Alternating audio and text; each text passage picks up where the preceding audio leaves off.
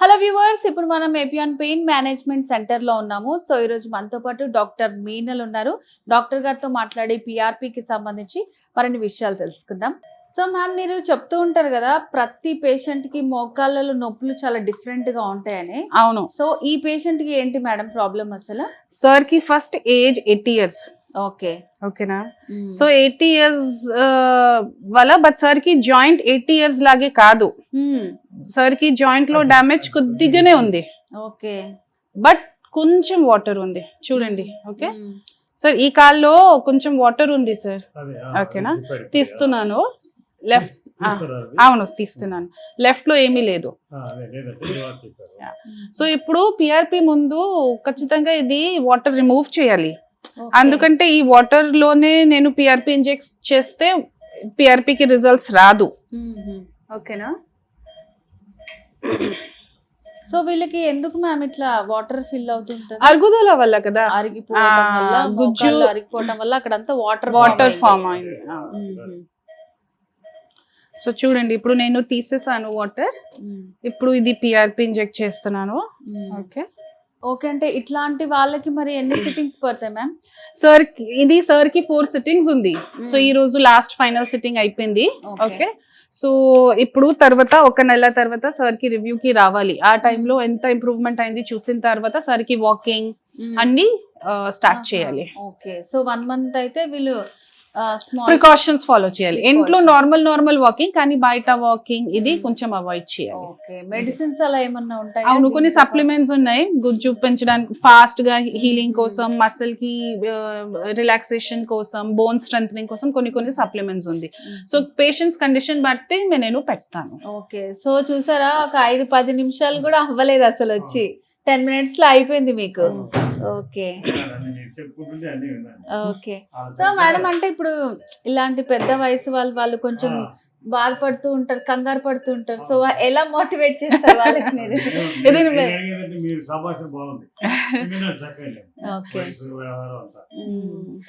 ఇది ఫస్ట్ నేను చెప్పాను కదా, ఫస్ట్ పేషెంట్స్ కి ఇది నా బాడీలో ఏం జరుగుతుంది అండర్స్టాండింగ్ ఉండాలి. సో ప్రతి పాయింట్ చెప్పాలి.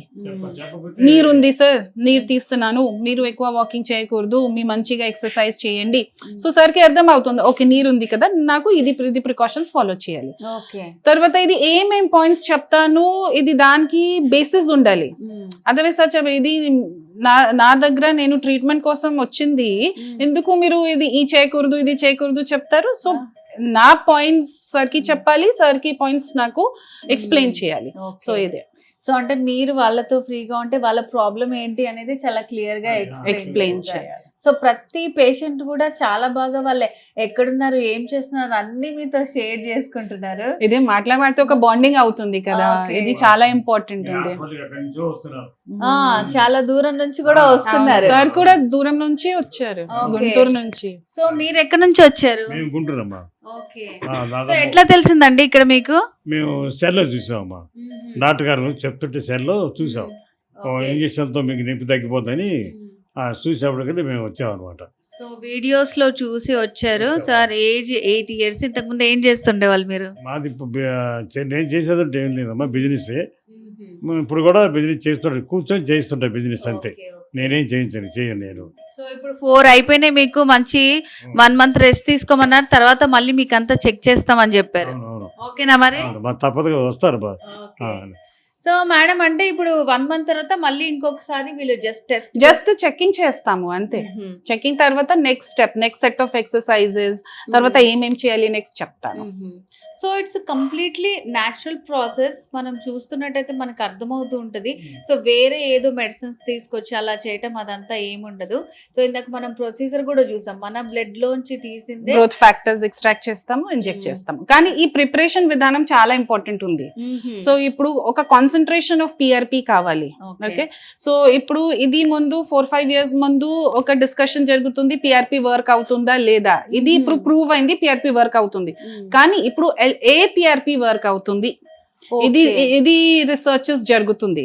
సో ఇప్పుడు more than 5 billion count PRP కావాలి, తర్వాత పిఆర్పి లో వేరే వేరే ఫ్యాక్టర్స్ ఉండాలి. దాని ప్రకారం ఈ మషిన్ నా దగ్గర ఉంది. ప్రాసెసింగ్ తర్వాత ఒక హై క్వాలిటీ ప్రిపేర్ చేస్తాము. సో కొలాజన్ అవన్నీ కూడా ఉండాలి అని చెప్తుంటారు. అవును, ఈ గ్రోత్ ఫ్యాక్టర్స్ ఇదే కదా, కొలాజన్ ఉంది, అల్ఫా గ్రాన్యూల్స్ లో వేరే వేరే వేరే ప్రోటీన్స్ ఉంది. సో ఇది లోపల ఇంజెక్ట్ చేసిన తర్వాత రీగ్రో అవుతుంది. ఓకే, సో అందరికి ఈక్వల్ గా ఉండదు కదా కొలాజన్ అనేది? లేదు, ప్రతి పేషెంట్స్ కి వేరే వేరే ఉంది. ఒక cartilage type of cartilage joint లో ప్రతి పేషెంట్స్ కి ఒక టైప్ కి ఉంది, కానీ డామేజ్ వేరే వేరే ప్రకారం ఉంది. సో దాని ప్రకారం ప్రిపేర్ చేయాలి. ఓకే ఓకే, మేమనుకున్నామంటే మీరు మా బ్లడ్ క్లియర్ చేసి మాకు ఎక్కిస్తారు కాకుండా మీరు ఇంజక్షన్ వేరే చేస్తారేమో అనుకున్నాం మేము. ఇంజక్షన్ కొత్తగా మందు ఏదో వస్తాయి కదా, మీకు తెలుసు కదా, ఆ ఎంత తీసేసి అది ఎక్కిస్తారు అనుకున్నాం.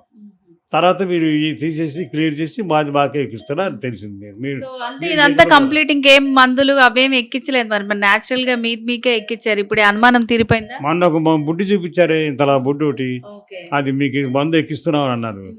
అది బుడ్డి ఏదో బాగా వెరైటీగా ఉంది బుడ్డి, మరి అదేం బుడ్డి మనకు తెలియదు కదా, ఇది ఎక్కిస్తున్నాం అన్నారు. సరే ఏమన్నా పెంచుకోమని చెప్పారు. సో అంటే ఏం ఇంజెక్ట్ చేసిన పేషెంట్స్ కి చూపిస్తున్నారు కదా మేడం. సో అంటే ఆ మెడిసిన్స్ ఏంటి అని అడుగుతున్నారు. సో అంటే ఎలాంటి మెడిసిన్? ఇది మెడిసిన్స్ ఏమీ లేదు సార్, ఇది ఓన్లీ పిఆర్పి ఉంది. పిఆర్పి మీ పేరు ప్రకారం ఇది చూపిస్తాము పేషెంట్ కి, కన్ఫర్మ్ అయిన తర్వాత ఇంజెక్ట్ చేస్తాం. మత్తు ఇంజెక్ట్ చేస్తాము, పిఆర్పి ఇంజెక్ట్ చేస్తాం. పిఆర్పి తో పాటు ఏ మెడిసిన్స్ యూజ్ చేయలేము. ఓకే, సో క్లారిటీ వచ్చిందా మీకు? ఎలాంటి మెడిసిన్స్ ఏం లేదు, మీది మీకు చూపించే చేస్తారన్నమాట. నీరు తీసిన తర్వాత ఒక జాయింట్ కి క్లీనింగ్ కోసం చేస్తాము. ఓకేనా? సో ఎన్ఎస్ ఉంది, మత్తు ఉంది, ఇది ఇంజెక్ట్ చేస్తాము, వేరే మందులు యూజ్ చేయలేము. సో మరి మీరు ఇందాక అంటున్నారు కదా ఇంజెక్షన్ చేస్తే నొప్పి వస్తుంది అని, నొప్పి రాకుండా మీకు మత్తు ఇంజెక్ట్ చేస్తున్నారు అనమాట, అంతే. ఓకే ఓకే సరే, ఓకే. సో ఈయనైతే 1 month తర్వాత మళ్ళీ వచ్చి చెకప్ చేయించుకోండి మీరు. ఓకే, సో వ్యూయర్స్ చూసారు కదండి, ఇక్కడ మనకి ఎపియాన్ పెయిన్ రిలీఫ్ సెంటర్ లో చాలా మంది ట్రీట్మెంట్ తీసుకున్న హ్యాపీ పేషెంట్స్ అంతా ఉన్నారు. సో మరి మీ వాళ్ళలో ఎవరికైనా మోకాళ్ళ నొప్పులతో బాధపడుతున్నా, లేకపోతే మీకే పెయిన్ ఉన్నా సరే, కింద కనిపిస్తున్న నెంబర్ కి కాల్ చేసి పూర్తి డీటెయిల్స్ తెలుసుకోవచ్చు.